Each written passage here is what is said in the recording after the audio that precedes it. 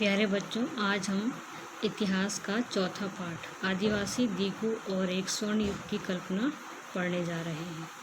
ठीक है बच्चों, इस पाठ में इतिहास में तुमने आज तक हमने देखा होगा जो तुम्हारा इतिहास है उसमें भारत में अंग्रेज़ों के शासनकाल के बारे में बताया गया था कि अंग्रेज़ों के शासनकाल में भारत में कैसी कैसी परिस्थितियाँ थीं। तो इस पाठ में हम देखेंगे कि अंग्रेज़ों के शासनकाल में जो भारत की जनजातियाँ थीं उन पे अंग्रेजी शासन का क्या प्रभाव पड़ा। ठीक है, पाठ की शुरुआत में एक बिरसा नामक व्यक्ति के बारे में बताया गया है। 1895 में बिरसा एक नाम का एक व्यक्ति झारखंड जो भारत का राज्य है के छोटा नागपुर के जंगलों में और गाँव में घूमते देखा गया था। और बिरसा के बारे में उस समय लोग कहते थे कि वो बहुत ही चमत्कारी शक्तियाँ हैं उसके पास, और वो सारी बीमारियां दूर कर सकता है, अनाज की छोटी ढेर को बड़ी ढेर में बदल सकता है। ठीक है, और उसे भगवान ने उसे लोगों की रक्षा करने के लिए ही इस संसार में भेजा है। और उसने दीकू यानी जो बाहरी लोग हैं, दीकू किनको कहा गया है? बाहरी लोग, यानी बाहरी लोगों की गुलामी से आज़ादी दिलाने के लिए ही उसको इस दुनिया में भेजा गया है। तो कुछ समय के भीतर हज़ारों लोग जो लोग थे छोटा नागपुर के और झारखंड के, वो बिरसा के अनुयायी हो गए, यानी बिरसा को उसकी बात मानने लगे। वे उसे भगवान मानते थे और उनको यकीन था कि बिरसा ही उनकी सारी मुश्किलों को दूर करेगा। तो बिरसा का जन्म एक मुंडा परिवार में हुआ था। जो मुंडा है वो एक जनजातीय समूह है, यानी हमारी जो जंगलों में रहने वाली जातियाँ थी हम उनको जनजातीय के रूप में जानते हैं। तो जनजातीय थी जो ये छोटा नागपुर में रहती थी। बिरसा के समर्थक इलाकों के दूसरे आदिवासी संथाल और उरांव, तो ये भी आदिवासी समूह है, जनजातीय समूह है, संथाल और उरांव। ये भी बिरसा के समर्थक थे। ये सभी अपने आसपास आ रहे बदलाव और अंग्रेज शासन के कारण पैदा हो रही समस्याओं से बेचैन थे। यानी जब अंग्रेज़ भारत में आए उससे हमने देखा किसानों को बहुत समस्याएं हुई। ठीक है, उसके अलावा जब अंग्रेज़ों ने भारत के जंगलों में गए और जंगलों में भी उनने कई प्रकार के कानून थे जो नए कानून वहाँ लागू किए। तो हमारे जंगलों में कई प्रकार की जनजातीय लोग रहते थे जिनका आजीवन जो था वो जंगलों से ही चलता था, जीविका जंगलों से ही चलती थी। और अंग्रेज़ों के आने के कारण उनकी जो जीविका थी वो क्या हो गई थी?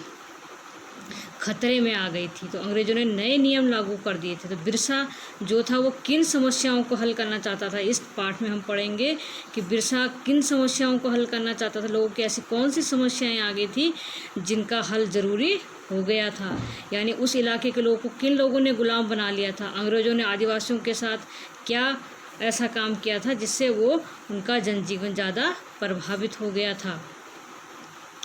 ठीक है, पिछले साल बच्चों आप लोगों ने आदिवासी समाज के बारे में पढ़ा था। तो आदिवासी समाज के लोग ज़्यादातर कबीलों में रहते हैं और उनके रीति रिवाज और रस्में ब्राह्मणों द्वारा निर्धारित रीति रिवाज रस्मों से बहुत अलग होती है। ठीक है, उनका अपना ही रीति रिवाज, अपने ही कानून होते हैं। इन समाज में गहरे सामाजिक भेद भी नहीं होते हैं। एक कबीले के सारे लोग कुटुंब बंधनों में बंधे होते हैं। जो एक कबीले में जितने भी लोग होते हैं वो एक कुटुंब की तरह, एक परिवार की तरह रहते हैं। लेकिन इसका मतलब यह नहीं था कि आदिवासियों के बीच कोई आर्थिक और सामाजिक फ़र्क नहीं था। उनका आर्थिक और सामाजिक फ़र्क भी था। आर्थिक रूप से वो बड़े छोटे और सामाजिक रूप से बड़े छोटे भी थे। ठीक है, तो हम देखेंगे कि जो हमारे जो जनजातीय समूह थे वो किस प्रकार जीते थे, यानी उनकी आजीविका का क्या साधन था। तो 19वीं सदी में देश के विभिन्न भागों में अलग अलग तरह के आदिवासी जो थे वो वहाँ रहा करते थे। भारत के कई क्षेत्रों में आदिवासी लोग रहा करते थे। तो वो किस प्रकार अपना जीवन यापन करते थे, तो इसमें देखते हैं। पहला टॉपिक हेडिंग डालेंगे हम कि जो पहले जनजातीय समूह थे वो कुछ जनजातीय समूह थे जो क्या करते थे? झूम खेती करते थे। बच्चों ये झूम खेती क्या होती है? झूम खेती मतलब घुमंतू खेती। ठीक है, झूम खेती घुमंतू समुदाय के लोग करते हैं। वो क्या करते हैं?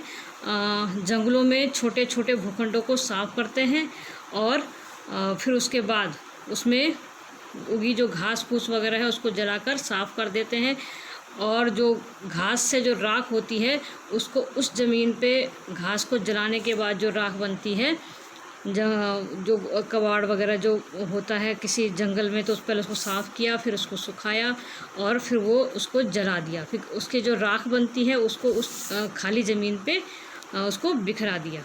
ठीक है, तो ये राख जो होती है बहुत ज़्यादा उपजाऊ होती है। ठीक है, फिर वे कुल्हाड़ों से पेड़ों को काटते हैं और कुदालों से ज़मीन की ऊपरी परत को खोद देते थे और खेतों में जोतने के लिए बीज की बजाय उनको बिखेर देते थे। ठीक है, इस प्रकार वो जो राख डाल के जो भूमि तैयार करते थे उस पे बीजों को रोपते नहीं थे, उसको बिखेर देते थे। ठीक है, जब एक बार एक फसल तैयार हो जाती थी और फिर क्या करते थे, उस फसल को काट कर दूसरी जगह के लिए चल पड़ते थे। ठीक है, जो जहाँ पे उन्होंने अभी फसल काटी थी उस भूमि को वो छोड़ देते थे। ठीक है, कई सालों तक वो पड़ती पड़ी रहती थी। मतलब पड़ती भूमि का अर्थ तुम्हारे सामने यहाँ दिख रहा होगा। पड़ती भूमि ऐसी भूमि होती है जिसमें क्या किया जाता है, कुछ समय के लिए जिसको छोड़ दिया जाता है। ठीक है, और वो कुछ समय बाद उपजाऊ होती है, फिर उस भूमि को दोबारा उपयोग किया जाता है।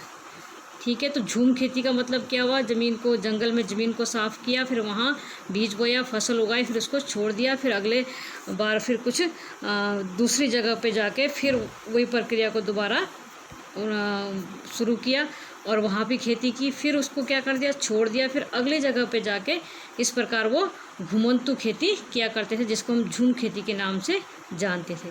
और कुछ जनजाति समूह क्या करते थे, कुछ शिकारी और संग्राहक थे। यहाँ पे तुम्हें दिख रहा होगा कुछ क्या थे, शिकारी और संग्राहक थे। ठीक है, बहुत सारे इलाकों में आदिवासी समूह पशुओं का शिकार करके और वन के उत्पादों को इकट्ठा करके काम चलाते थे। वे जंगलों से अपनी ज़िंदगी के बहुत ज़रूरी मानते थे। तो उड़ीसा के जंगलों में इस तरह के समुदाय रहता था। इस समुदाय के लोग टोलियाँ बनाकर शिकार करते थे और जो उनको हाथ लगता था उसे आपस में बांट देते थे। वे जंगलों से मिले फल और जड़ों को खाते थे। खाना पकाने के लिए वे साल और महुआ के बीजों का प्रयोग करते थे और उनका तेल भी इस्तेमाल करते थे।